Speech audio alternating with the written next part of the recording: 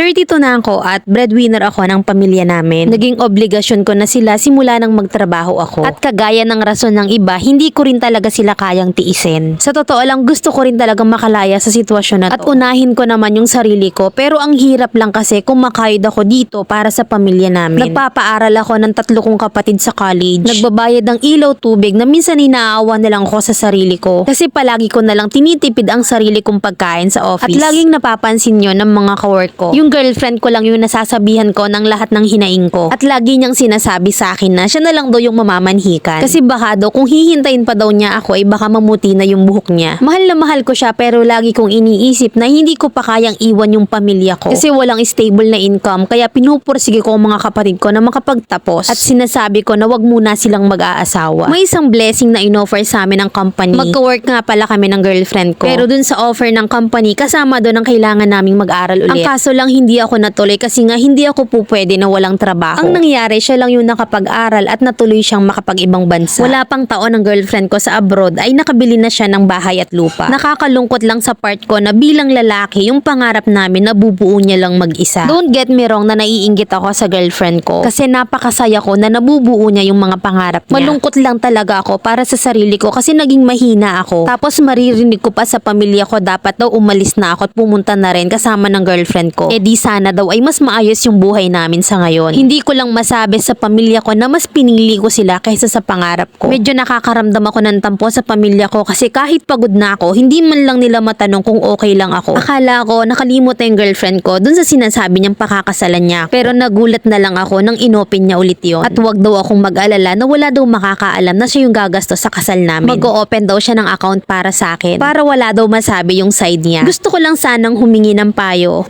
kung dapat ko bang tanggapin ang offer ng girlfriend ko. From our letter sender, Gilbert ng Santa Rosa, Laguna. Para sa akin ha, wag mong pakawalan ng girlfriend mo. At wag mong maliitin ang sarili mo porket ang girl mo ang bahala sa ngayon. Dahil kaya siya nag-offer kasi mahal ka niya at ganun kalaki ang tiwala niya sa'yo. Make sure mo lang nababawi ka after ng kasal para sa sariling pamilya na bubuuin nyo. Lahat naman kasi ng sobra ay masama kahit pa sa pagtulong. Your family would not stand on their own hanggat may nagsusustento. Kaya once you're married, you would have an excuse para intindihin mo naman yung sarili mo. And it will be a sign as well para dumiskarte naman ang pamilya mo. At eto naman yung real talk advice ng mamilen mo. Bakit ka ba breadwinner? Mga baldado ba o bedridden ng member ng pamilya mo? Sabi mo kasi napapagod ka na rin. Sorry ha, pero napakalaking katangahan naman para tipidin mo yung sarili mo para lang maibigay mo ang lahat para sa pamilya mo. Considering that you are working, you should know the value of good nutrition. At kung sa palagay mo, hindi mo kayang panindigan ang girlfriend mo, better let her go. Kasi unfair naman sa kanya yung naghihintay siya sa wala. Sa una pa lang sana sinabihan mo na siya na you plan to support your family forever. Kung gano'n naman pala yung plano mo, give her the chance na makahanap ng lalaking kaya siyang gawing priority. Kasi she deserves better. Maybe it's time na sarili mo naman at girlfriend mo yung bigyan mo ng attention. Bigyan mo ng pera pang start ng business yung family mo. Hindi habang panahon nakaasa sila sa'yo. May sarili ka ring buhay. Huwag naman sanang dumating sa point na na-expired na yung mattress ng girlfriend mo bago ka nakapag-desisyon.